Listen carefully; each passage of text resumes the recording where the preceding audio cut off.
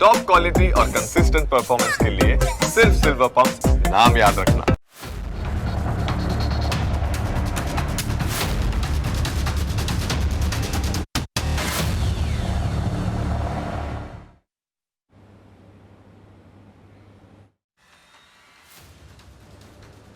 નમસ્કાર, હું જનક દવે.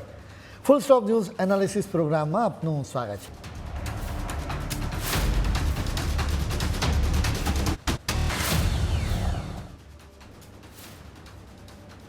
આપણે હંમેશા વર્તમાનની ચિંતા કરીએ છીએ અને ભવિષ્યનો વિચાર કરીએ છીએ, પરંતુ ક્યારેક ભૂતકાળ તરફ પણ નજર કરવી ખૂબ અનિવાર્ય થઈ જાય છે, કેમ કે ભૂતકાળની કેટલીક ઘટનાઓની ઉપેક્ષા કરવાથી મોટી કિંમત ચૂકવવી પડે છે. આવી જ એક ઘટના સરલા ભટ્ટના હત્યાકાંડની છે. આ કોઈ સામાન્ય બળાત્કાર કે હત્યાનો કેસ નહોતો, પરંતુ કેસની વિગતોથી જિહાદી અને આતંકી માનસિકતા છતી થાય છે. આ ઘટના આપણને ચોંકાવે છે અને તેની સાથે જ ચિંતા પણ કરાવે છે. એનાથી ખ્યાલ આવે છે કે એક વખત જિહાદી અને આતંકી વિચારધારા ધરાવતા લોકોની બહુમતી થઈ જાય એટલે હિન્દુઓ પર કેટલી ક્રૂરતા આચરવામાં આવે છે. સરલા ભટ્ટ કાશ્મીરી પંડિત હતી. આમ તો કાશ્મીરની ધરતી પર હિન્દુઓનું ખૂબ જ લોહી વહ્યું છે. દરેકે દરેક કાશ્મીર ફાઇલમાં ઇસ્લામિક આતંકવાદીઓની ક્રૂરતાની અનેક તસવીરો સામે આવી છે. આ ફાઇલને વાંચવાથી મનમાં એકસાથે આક્રોશ, પીડા અને આંસુઓનું સુનામી આવી શકે. સરલા ભટ્ટની ફાઇલ પર તમારી આંખો લાલ કરી શકે છે. આજથી 36 વર્ષ પહેલાં સરલા ભટ્ટની હત્યા કરવામાં આવી હતી. જમ્મુ કાશ્મીરની SIA એટલે કે સ્ટેટ ઇન્વેસ્ટિગેશન એજન્સીને આ કેસમાં તપાસની જવાબદારી સોંપવામાં આવી હતી. હવે SIA 737 પાનાનું આરોપનામું દાખલ કર્યું છે, જેમાં જમ્મુ કાશ્મીર લિબરેશન ફ્રન્ટના આતંકી યાસીન મલિકને આ ક્રૂર હત્યાકાંડનો માસ્ટરમાઇન્ડ ગણાવવામાં આવ્યો છે. મલિકની સાથે આરોપનામામાં ખુરશીદ અહેમદ ચાલકુનું નામ પણ છે. તેણે જ સરલાને ગોળી મારી હતી. ચાલકુ ભાગીને POK જતો રહ્યો હતો. એ સિવાય અબ્દુલ હમીદ, મોહમ્મદ યુસુફ અને ગુલામ મોહમ્મદ ટાપલુના નામ પણ આ આરોપનામામાં સામે આવ્યા છે. આ ત્રણેય અત્યારે તો મરી ચૂક્યા છે. યાસીન મલિક અત્યારે જેલમાં બંધ છે. આતંકવાદીઓને રૂપિયા આપવાના બીજા એક કેસમાં તેને આજીવન કેદની સજા કરવામાં આવી છે. યાસીન માસ્ટર માઇન્ડ છે, માત્ર સરલા ભટ્ટના કેસની વાત નથી. યાસીન મલિકે અનેક કાશ્મીરી હિન્દુઓની હત્યા કરી છે. આપણા બહાદુર જવાનોની પણ હત્યા કરી છે. એમ છતાં હદ તો એ છે કે ભૂતકાળની કોંગ્રેસી સરકારો તેને શાંતિદૂત ગણાવતી હતી. એ સરકારો એવી આશા રાખતી હતી કે યાસીન પાકિસ્તાન અને ભારતના સંબંધો મજબૂત કરશે એટલે બધું ઠીક થઈ જશે. સ્ટેટ ઇન્વેસ્ટિગેશન એજન્સીએ સરલાને ન્યાય આપવા માટે ભરપૂર કોશિશ કરી હતી. જમ્મુ કાશ્મીર લિબરેશન ફ્રન્ટની સાથે સંકળાયેલા લોકોને ત્યાં દરોડા પાડવામાં આવ્યા હતા. સરલા એક નર્સ હતી. તેની સાથે કામ કરનારા લોકોનો સંપર્ક કરવામાં આવ્યો હતો. તેની પૂછપરછ થઈ. એટલું જ નહીં, એ વર્ષોમાં કાશ્મીરમાં આતંકવાદી ઘટનાઓનું રિપોર્ટિંગ કરનારા પત્રકારોની સાથે પણ વાત કરવામાં આવી હતી. ઘણા એવા સંભવિત સાક્ષીઓ પણ મળ્યા જેઓ હવે વૃદ્ધાવસ્થામાં પહોંચી ચૂક્યા છે. તેમને માત્ર નોટિસ મોકલીને બોલાવી શકાય તેમ નહોતું. SIના અધિકારીઓ વ્યક્તિગત રીતે તેમની મુલાકાત લીધી, તેમની શંકાઓ દૂર કરી, તેમને વિશ્વાસ અપાવ્યો કે આ વખતે તેમની વાત ખરેખર સાંભળવામાં આવશે. સૌથી મુશ્કેલ કામ હતું પીડિત પરિવારોનો વિશ્વાસ પાછો જીતવાનો. એવા પરિવારો જેમણે દાયકાઓ સુધી ન્યાયની રાહ જોઈ હતી. સમય જતાં તેમનો તપાસ એજન્સીઓ અને ન્યાયતંત્ર પરથી વિશ્વાસ જ ઉઠી ગયો હતો. ઘણા લોકોને લાગતું હતું કે હવે ક્યારે સત્ય બહાર જ નહીં આવે, પરંતુ SIAના અધિકારીઓએ ધીરજથી તેમની વાત સાંભળી, તેમને હિંમત આપી અને સમજાવ્યું કે ભલે કેટલાય વર્ષો વીતી ગયા હોય, ન્યાયની શોધ હજુ બંધ થઈ નથી. આજે પણ સત્ય સુધી પહોંચવાનો પ્રયાસ ચાલુ છે.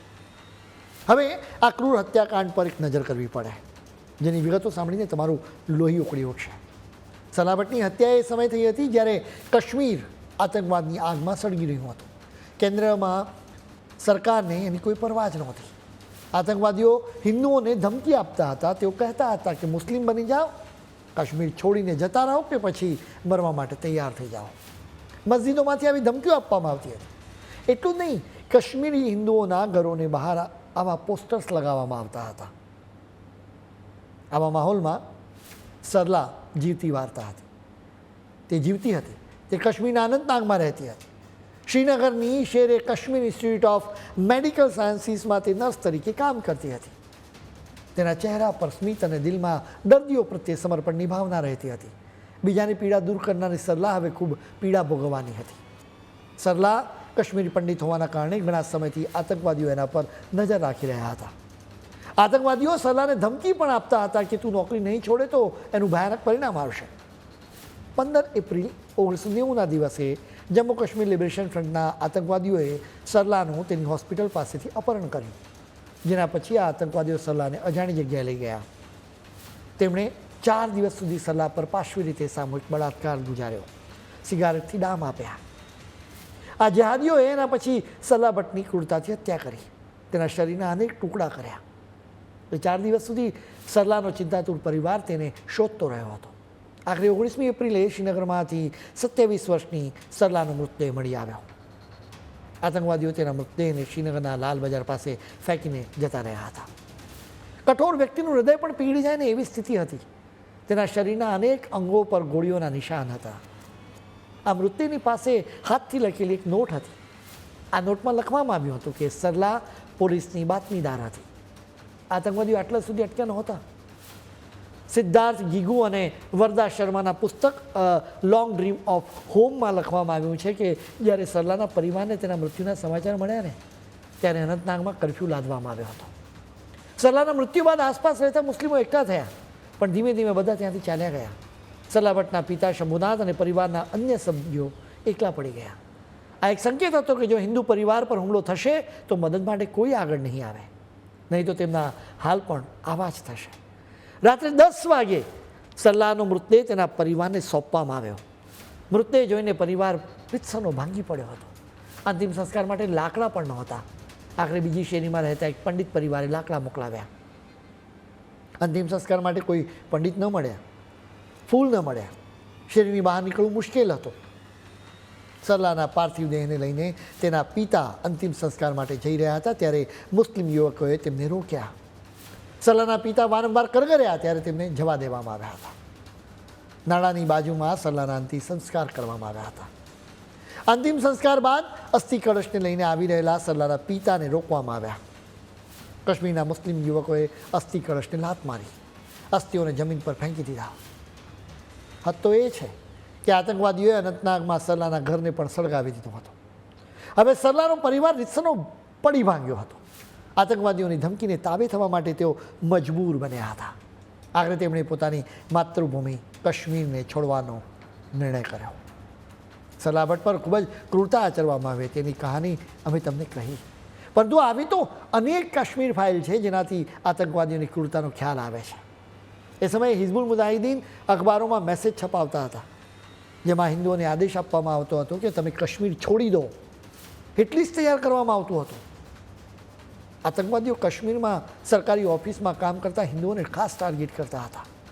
મોટાભાગના કેસમાં સરકારી ઓફિસો કે બેંક્સમાં કામ કરતા મુસ્લિમ સાથી કર્મચારીઓ જ આતંકવાદીઓને તમામ ટિપ્સ આપતા હતા, એટલે કે તેમની મિલીભગત રહેતી હતી.